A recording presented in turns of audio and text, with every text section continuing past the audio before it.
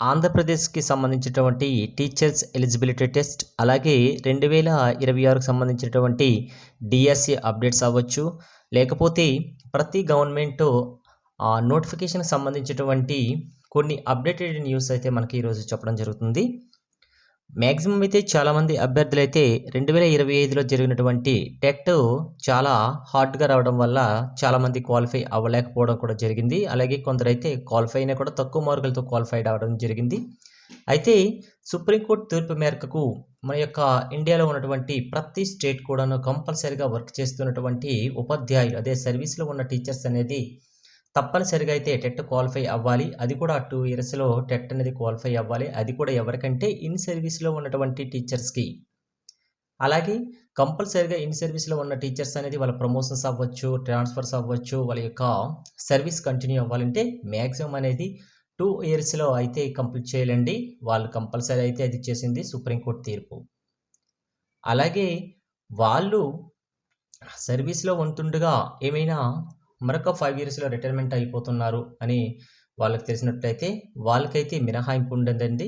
ఆ రకంగా కాకుండా ఇంకా సర్వీస్‌లో ఎక్కువ ఇయర్స్ ఉన్న వాళ్ళైతే కంపల్సరీగా అయితే టెట్ క్వాలిఫై అవ్వాలని కూడాను చెప్పారు. టెట్ క్వాలిఫై అయితేనే వాళ్ళకి ప్రమోషన్స్ కూడాను ఇవ్వడం జరుగుతుందని కూడా విషయం వాళ్ళు చెప్పడం జరిగింది. కాబట్టి సుప్రీంకోర్టు తీర్పుకి అనుగుణంగానే ప్రతి ఒక్క స్టేట్ కూడాను టెట్ క్వాలిఫై అవ్వాలని చెప్పడం జరిగింది. రీసెంట్‌గా రిలీవ్ అయినటువంటి అభ్యర్థులు టెట్‌లో మొన్న డిసెంబర్‌లో 2025లో జరిగిన దీనికి చాలామందికి అన్‌క్వాలిఫై అయ్యారు. అటువంటి వాళ్ళందరూ కూడాను ఇప్పుడు మనకి అక్టోబర్‌లో రిలీజ్ అవుతున్న డిఎస్సి నోటిఫికేషన్‌కి కంపల్సరీగా వాళ్ళు అప్లై చేయాలంటే టెట్ క్వాలిఫై అవ్వాలి. అయితే టెట్ అక్కడ ఫెయిల్ అయిన ప్రతి అభ్యర్థి కూడాను ఈ డిఎస్సి ఎగ్జామ్ రాయడానికి కంపల్సరీగా అయితే డిఎస్సికి ముందు మరొక టెట్ అనేది రిలీజ్ చేయాలని గవర్నమెంట్‌కి చెప్పడం జరిగింది. అయితే గవర్నమెంట్ నుంచి అయితే ఎటువంటి అప్డేట్ అయితే ప్రెజెంట్ అయితే లేదు. కానీ సంవత్సరానికి 2 టెట్‌లు కండక్ట్ చేస్తున్న విషయం ప్రతి ఒక్కరికి తెలిసిందే. దానికోసం అయితే టెట్ ఒకవేళ రిలీజ్ అయితే ఈ డిఎస్సికి ముందు రిలీజ్ అవుతుందంటే చాలామంది అభ్యర్థులైతే అడగడం జరుగుతుంది. అయితే ఈ అక్టోబర్‌కి ముందులే టెట్ రిలీజ్ అవ్వడానికి ఆస్కారం కూడా చాలా ఎక్కువగా ఉంది. అయితే ఎప్పుడు రిలీజ్ అవ్వడానికి ఛాన్సెస్ మనకి ఎక్కువగా ఉన్నాయి అంటే మనకి జూన్‌లో గానీ, జూలైలో గానీ ఈ 2 మంత్‌లో అయితే టెట్ నోటిఫికేషన్ రిలీజ్ అవ్వడానికి అయితే ఛాన్సెస్ ఉంది. అయితే అఫీషియల్‌గా అయితే ప్రస్తుతానికైతే అప్డేట్ అనేది రాలేదు. అయితే ఇది మనం ప్రతి ఒక్క అభ్యర్థులు కూడాను గెస్ చేసుకోవాల్సినటువంటి పాయింట్ అండి ఇది. జూలైలో గానీ, జూన్‌లో గానీ రిలీజ్ అవ్వడానికి ఛాన్సెస్ అయితే ఎక్కువగా ఉంది. ఓకే. అలాగే మనకి రీసెంట్‌గా 2 డేస్ బ్యాక్ ఒక అప్పీల్ కూడా జరిగిందండి. రాష్ట్రంలో ఇక 6 జోన్లు, 2 మల్టీ జోన్స్ అనేసి మనకు చెప్పడం జరిగింది. రీసెంట్‌గా మనకి శుక్రవారం సచివాలయం జరిగిన మంత్రివర్గ సమావేశంలో అయితే పలు కీలక నిర్ణయాలైతే తీసుకోవడం కూడా జరిగింది. ఓకే. నెక్స్ట్ వన్, ఉద్యోగ నియామకాల అన్నీ కూడాను మనకి ఏంటంటే 26 జిల్లాల ఆధారంగానే జరుగుతుంది.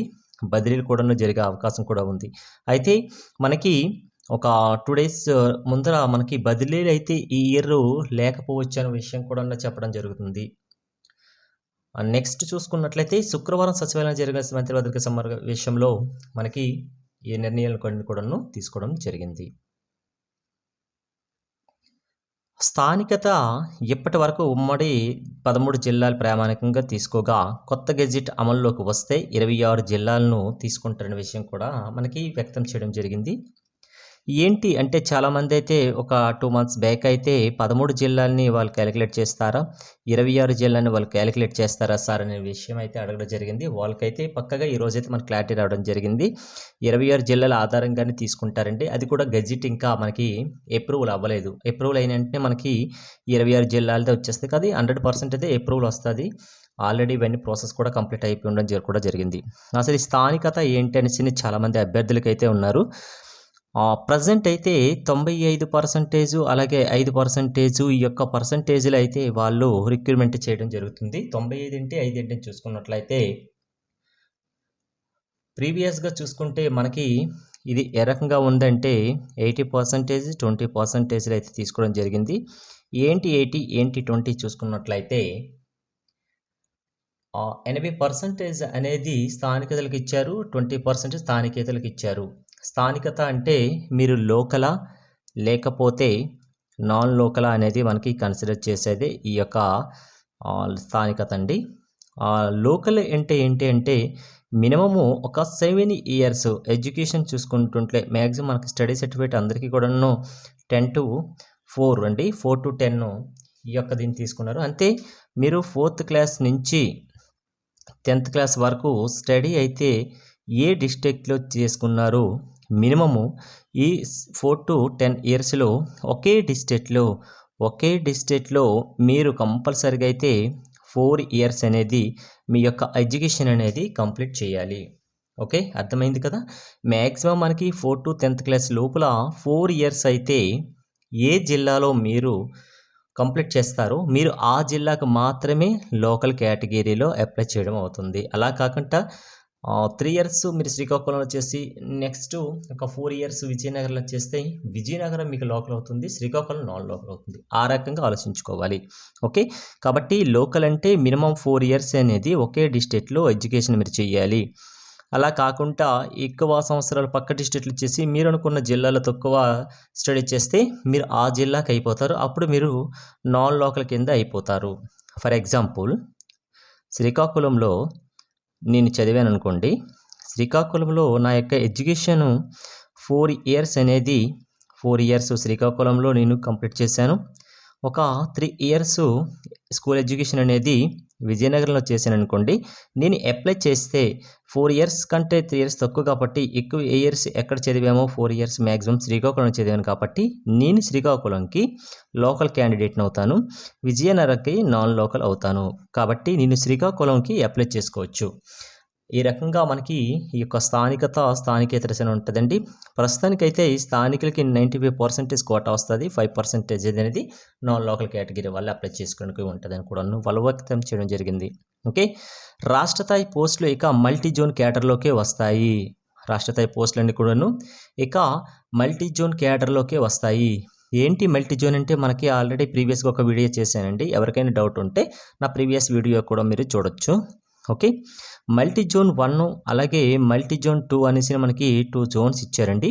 మళ్ళీ మల్టీ జోన్ 1లో 1, 2, 3 జోన్స్ ఇచ్చారు. మల్టీ 2 జోన్లో 4, 5, 6 అని ఇవ్వడం జరిగింది. టోటల్గా 6 జోన్లు మల్టీ జోన్లోనే మల్టీ జోన్ 1లో 3, మల్టీ జోన్ 2లో 3, మొత్తం 6 అండి జోన్ల కింద డివైడ్ చేయడం కూడా జరిగింది.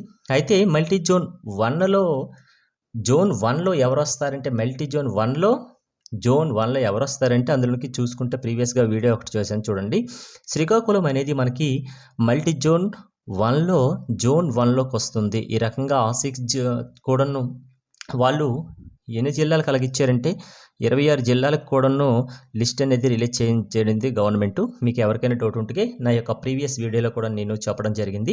అక్కడికి వెళ్ళి మీరు చెక్ చేసేసుకోవచ్చు.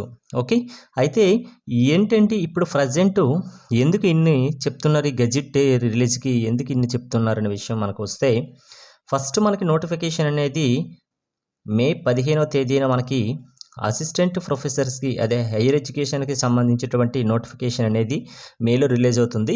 ఈ గెజిట్ అమల్లోకి వస్తే మీరు ప్రతి ఒక్కరు కూడాను ఈ యొక్క 26 జిల్లాల ఆధారంగానే మీరు అప్లై చేయడానికి అవుతుంది. అయితే మనకి రిలీజ్ అయినటువంటి జాబ్ క్యాలెండర్ రిలీజ్ అయింది కదా. జాబ్ క్యాలెండర్ అనేది మనకి ఉగాది నాడు రిలీజ్ చేయడం జరిగింది. అందులో ఫస్ట్ నోటిఫికేషన్ మే 15 అసిస్టెంట్ ప్రొఫెసర్స్ హైయర్ ఎడ్యుకేషన్కి సంబంధించిన నోటిఫికేషన్ రిలీజ్ అవుతుంది. సుమారు 1500 పోస్టులతోనైతే ఇక్కడి నుంచే మనకి ఈ యొక్క గెజిట్ అమల్లోకి రావడానికి అయితే చాలా ఛాన్స్ ఉంది. 100% ఛాన్స్ అయితే అదే ఉందండి. అలాగే చాలామంది మేలో ఇది ఉంది. తర్వాత నోటిఫికేషన్ మనకి రెడీగా ఉన్నది ఏంటంటే గ్రూప్ 2 నోటిఫికేషను, అలాగే గ్రూప్ 1 నోటిఫికేషను. అయితే ప్రతి ఒక్క అభ్యర్థి కూడా చాలామంది దేని గురించి ఎక్కువ వెయిట్ చేస్తున్నారంటే ఈ యొక్క డిఎస్సి 2026 అండి. డిఎస్సి 2026 నోటిఫికేషన్ ఎప్పుడు మనకు రిలీజ్ అవుతుందని జాబ్ క్యాలెండర్ చూసుకుంటే అక్టోబర్ 15వ తేదీ 2026 రిలీజ్ అవుతుంది. అయితే ప్రతి ఒక్క అభ్యర్థులు దీని మీద ఫోకస్ పెడుతున్నారంటే కాదండి, గ్రూప్స్ మీద ఫోకస్ పెట్టారు, అసిస్టెంట్ ప్రొఫెసర్స్ పైన ఫోకస్ పెట్టారు. అసిస్టెంట్ ప్రొఫెసర్కి పిహెచ్డి తోలు ఉండేదండి. యూజీసీ రూల్స్ ప్రకారం అయితే అది తెప్పించడం జరిగింది. అయితే ఇది మ్యాండటరీ కాదు, జస్ట్ ఉంటే వాళ్ళకి ప్లస్ పాయింట్ అండి. పిహెచ్డి అనేది జస్ట్ ఇది మ్యాండటరీ కాదు, చదివితే దీనికి కొద్దిగా వెయిటేజ్ ఇవ్వడం అనేది జరుగుతుంది. కంపల్సరీగా అయితే ప్రతి ఒక్క అభ్యర్థి అయితే ఈ గెజెట్ అమల్లోకి వచ్చిన వెంటనే మీరు ఏ జోన్లోకి వస్తారనేది మనకి ఇన్ఫర్మేషన్ అనేది వచ్చేస్తుంది. Okay, thanks for watching.